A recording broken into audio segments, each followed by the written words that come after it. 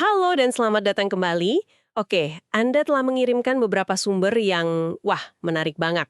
Membahas sebuah konsep finansial dengan nama yang jujur aja cukup provokatif ya. Hah? Iya, namanya Fuck You Money. Betul, namanya memang bikin kening berkerut. Tapi dari catatan yang Anda berikan, sepertinya idenya ini jauh lebih dalam dari sekedar kesombongan. Jauh lebih dalam. Jadi misi kita kali ini adalah, yuk kita bongkar habis-habisan konsep ini. Apa sih sebenarnya fuck you money itu? Apa bedanya ya? Apa bedanya dengan dana darurat yang mungkin sudah lebih kita kenal? Dan yang paling penting, kita gali kenapa semua sumber ini sepakat kalau punya simpanan ini bukan soal pamer tapi soal punya kendali penuh atas hidup, soal kebebasan. Tepat. Karena pada intinya ini bukan sekedar soal menabung. Ini soal perubahan cara pikir yang fundamental. Perubahan cara pikir, maksudnya gimana? Cara Anda memandang dunia, pekerjaan, bahkan hubungan, itu benar-benar berubah. Oke, Anda bergeser dari mode bertahan hidup, di mana setiap keputusan didasari rasa cemas, ke mode merancang hidup, merancang hidup. di mana Anda bisa membuat pilihan berdasarkan apa yang benar-benar penting bagi Anda. Oke. Mari kita mulai dari dasar dulu ya. Konsep yang lebih familiar, dana darurat. Setuju. Fondasinya dulu. Semua sumber Anda sepakat ini langkah pertama. Salah satunya pakai analogi yang bagus banget, dana darurat itu perisai pelindung. Atau alat pemadam api. Itu analogi yang pas sekali kan? Pas banget. Dana darurat itu sifatnya reaktif. Ia ada untuk melindungi Anda dari api kehidupan yang muncul tiba-tiba. Jadi definisinya? Secara definisi, ini adalah simpanan yang sangat liquid, artinya gampang banget dicairkan, senilai 3-6 bulan biaya hidup esensial. Kata esensial ini penting ya. Krusial, kita bicara soal sewa rumah, cicilan, makanan, transportasi, hal-hal pokok supaya hidup tetap berjalan. Dan api itu bisa macam-macam kan. Sumber-sumber Anda ngasih contoh yang sangat Membumi ya? membumi, bukan bencana besar, tapi hal-hal yang bikin pusing. Tiba-tiba mobil mogok butuh perbaikan jutaan. Atau sakit gigi parah, harus cabut geraham bungsu, itu kan lumayan biayanya.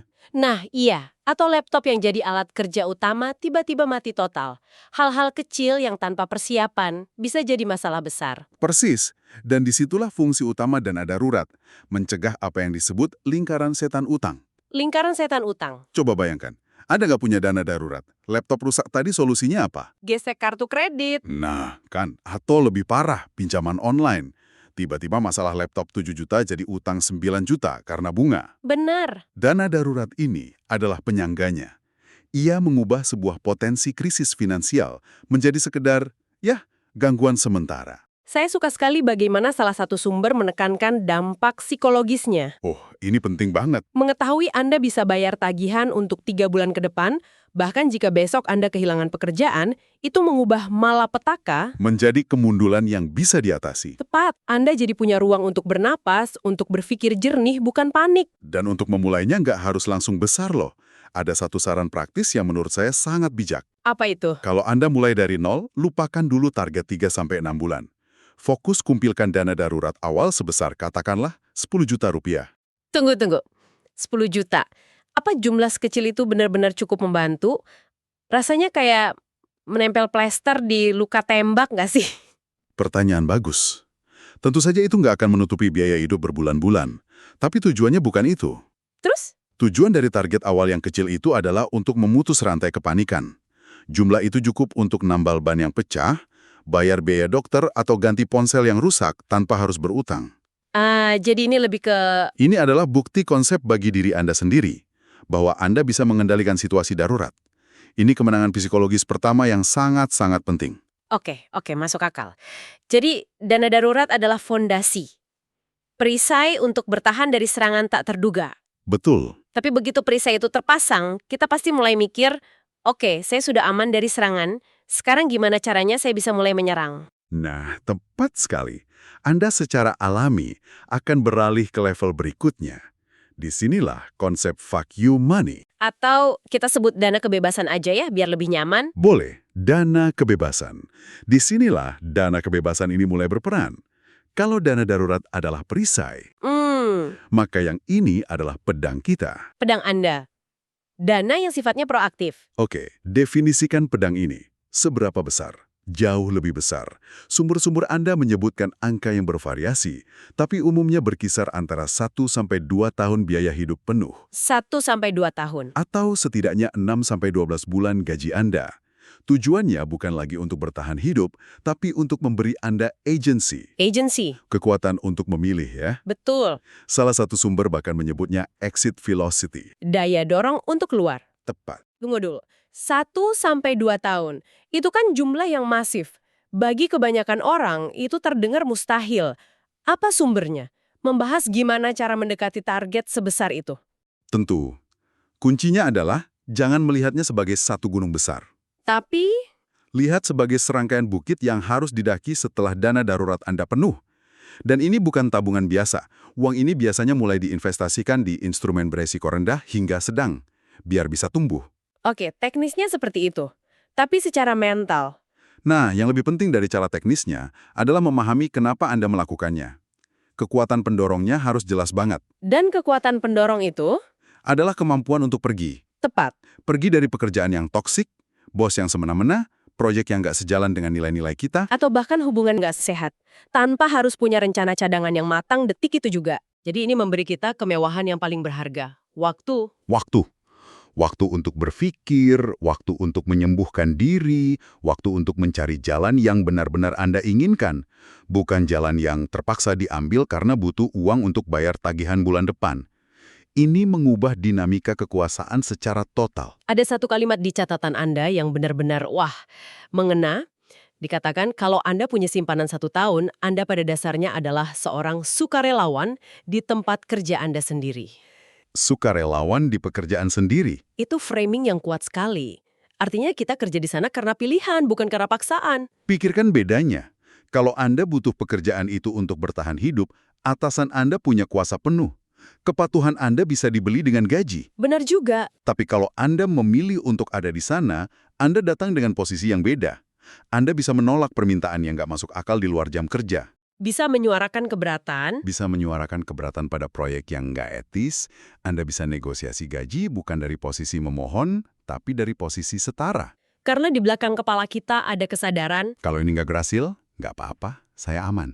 Jadi pedang ini bukan cuma untuk menebas jalan keluar ya, tapi juga untuk mempertahankan wilayah kita di tempat kita berada sekarang. Persis.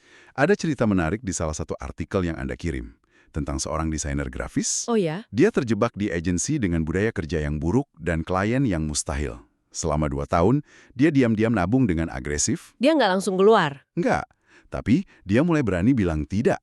Contohnya? Saat diminta revisi ke-15 pada jam 10 malam, dia dengan tenang bilang, tentu, akan saya kerjakan besok pagi sebagai prioritas utama. Wah, reaksi atasannya gimana? Awalnya kaget, tapi karena dia desainer yang andal, mereka nggak bisa apa-apa. Perlahan, batas-batasnya mulai dihormati. Jadi dana itu sudah memberinya kekuatan bahkan sebelum dia pakai ya? Betul, dana kebebasan itu memberinya kekuatan bahkan sebelum dia menggunakannya untuk keluar. Oke, jadi jelas ini dua alat yang sangat berbeda. Mari kita coba sandingkan langsung biar lebih tajam bedanya. Boleh. Dana darurat itu reaktif kan? Pemicunya dari luar. Sesuatu terjadi pada kita. Benar. Mobil mogok, kita sakit, atap bocor, faktor pemicunya eksternal. Sementara dana kebebasan, Itu proaktif. Pemicunya dari dalam. Kita yang membuat sesuatu terjadi. kita memutuskan untuk pindah, kita memutuskan untuk resign, Kita memutuskan untuk ambil cuti panjang. Perbedaannya ada di sumber kendali. bertahan dari apa yang hidup lemparkan, Versus menentukan arah lemparan kita sendiri. tepat. Dan ini membawa kita ke perbedaan perasaan yang ditimbulkannya. Punya dana darurat itu rasanya saya aman. Betul. Ada perasaan lega, kayak pakai sabuk pengaman. Sedangkan punya dana kebebasan itu rasanya saya memegang kendali. Nah, perasaannya bukan lega, tapi pemberdayaan. Pemberdayaan. Ini seperti Anda nggak hanya pakai sabuk pengaman, tapi Anda juga yang duduk di kursi pengemudi, megang setir, dan punya peta untuk kemana aja. Wah, dua perasaan yang sangat berbeda. Sangat berbeda. Mari kita dalami aspek psikologis ini lebih jauh. Sepertinya ini inti dari segalanya. Ini bukan cuma soal angka di rekening. Bukan sama sekali. Sumber-sumber Anda banyak bicara soal dividen psikologis. Apa itu maksudnya? Dividen psikologis ini keuntungan terbesar dari dana kebebasan. Dan ironisnya, keuntungan ini Anda dapatkan tanpa harus membelanjakan uangnya. Tanpa dibelanjakan. Keuntungan itu adalah hilangnya kecemasan finansial yang kronis. Salah satu sumber menyebutnya berhenti membayar pajak ketakutan. Tunggu, pajak ketakutan? Saya belum pernah dengar istilah itu. Maksudnya gimana? Pajak ketakutan adalah semua biaya nggak terlihat yang kita bayar karena takut kehilangan sumber penghasilan. Contohnya apa? Misalnya, Anda nggak berani minta kenaikan gaji padahal Anda pantas. Itu pajak ketakutan. Oke. Anda ambil kerjaan tambahan yang Anda benci dan mengorbankan kesehatan. Itu pajak ketakutan. Anda tetap di lingkungan kerja yang merusak mental Anda hari demi hari. Itu juga pajak ketakutan. Biaya mental, emosional, dan bahkan fisik yang kita bayar karena merasa terjebak. Persis. Dana kebebasan menghapus pajak itu. Ruang mental Anda jadi jauh lebih lapang. Dan dampaknya bisa sampai ke fisik ya. Salah satu artikel menyebutkan ini bisa mengubah bahasa tubuh, cara bicara, sampai kesehatan. Tentu saja. Karena Anda nggak lagi membuat keputusan dari posisi bungkuk dan takut, tapi dari posisi tegak dan percaya diri. Tepat sekali. Karena rasa takut itu secara fisiologis nyata. Ia melepaskan kortisol, hormon stres. Ah, benar juga. Hidup dalam ketakutan finansial konstan itu benar-benar merusak tubuh Anda perlahan. Dengan adanya jaring pengaman itu, Anda memberi sistem saraf Anda kesempatan untuk rileks. Anda bisa tidur lebih nyenyak. Dan membuat keputusan yang lebih jernih. Lebih baik dan lebih jernih, betul. Tapi jujur, saya masih sedikit terganggu dengan namanya, fuck you money. Kedengarannya sangat arogan dan konfrontatif. Iya, saya paham. Apa sumbernya membahas bagaimana menyeimbangkan kekuatan ini dengan kerendahan hati? Biar kita nggak jadi orang yang seenaknya aja. Itu poin yang sangat penting dan ya, sumber-sumber Anda membahasnya dengan sangat baik. Mereka sepakat bahwa interpretasi dangkalnya ya seperti itu. Soal membanting pintu di depan muka bos? Sambil mengacungkan jari tengah. Tapi itu bukan esensinya. Esensi sebenarnya jauh lebih elegan. Lebih elegan gimana? Ini tentang kemampuan untuk berkata tidak dengan tenang, dengan etis, dan tanpa rasa takut. Jadi bukan fuck you, tapi lebih ke tidak terima kasih. Persis, ini tentang bisa berkata, saya mengapresiasi tawaran ini, tapi proyek ini nggak sejalan dengan nilai-nilai saya. Atau Saya memahami urgensinya, tapi saya nggak bersedia mengorbankan waktu bersama keluarga saya akhir pekan ini. dan kita bisa mengatakan itu dengan sopan, tapi dengan keyakinan penuh. Karena Anda nggak takut dengan konsekuensinya. Ini adalah wujud finansial dari kedaulatan pribadi. Jadi bukan soal agresi terhadap orang lain. Tapi soal penegasan batas diri sendiri. Oke, setelah kita bongkar semuanya, mari kita coba rangkum untuk Anda. Jadi ada 2 tingkat keamanan finansial di sini. Tingkat pertama, dana darurat adalah perisai Anda. Fondasi yang non-negosiable. Ia melindungi Anda dari guncangan hidup yang tak terduga dan mencegah masalah kecil menjadi bencana finansial. Benar, itu adalah pertahanan Anda. Setelah pertahanan itu kokoh, Anda bisa mulai membangun tingkat kedua. Dana kebebasan. Dana kebebasan. Ini adalah pedang Anda. Ia tidak hanya melindungi, tapi memberi Anda kekuatan untuk bertindak. Ia memberi kita daya tawar pilihan. Kebebasan untuk mengatakan tidak, dan pada akhirnya, kemampuan untuk merancang hidup yang benar-benar sesuai dengan keinginan dan nilai-nilai Anda. Bukan hidup yang dipaksakan oleh keadaan. Tepat. Keduanya sama-sama penting, tapi melayani tujuan yang sama sekali berbeda. Yang satu untuk bertahan, yang satu untuk berkembang. Sebagai penutup, kami ingin meninggalkan Anda dengan satu pemikiran untuk direnungkan, yang kami adaptasi dari salah satu sumber Anda. Oke. Daripada terpaku pada angka target yang besar dan terasa abstrak seperti 2 tahun biaya hidup, coba ubah pertanyaannya. Jadi, gimana pertanyaannya?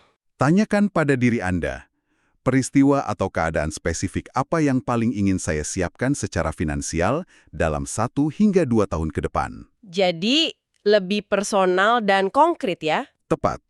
Mungkin jawabannya adalah, saya ingin punya kemampuan untuk meninggalkan pekerjaan saya kapan saja jika situasinya memburuk. Atau mungkin, saya ingin punya jaring pengaman untuk mencoba merintis usaha kecil-kecilan selama 6 bulan tanpa pemasukan. Atau bisa juga sesederhana, saya ingin ketenangan pikiran karena tahu saya bisa ambil cuti 3 bulan untuk merawat orang tua yang sakit tanpa khawatir soal finansial. Ah, itu dia. Jawaban jujur Anda atas pertanyaan itu bisa menjadi bintang penunjuk yang jauh lebih kuat dan lebih memotivasi untuk mulai merancang strategi tabungan Anda. Itulah titik awalnya.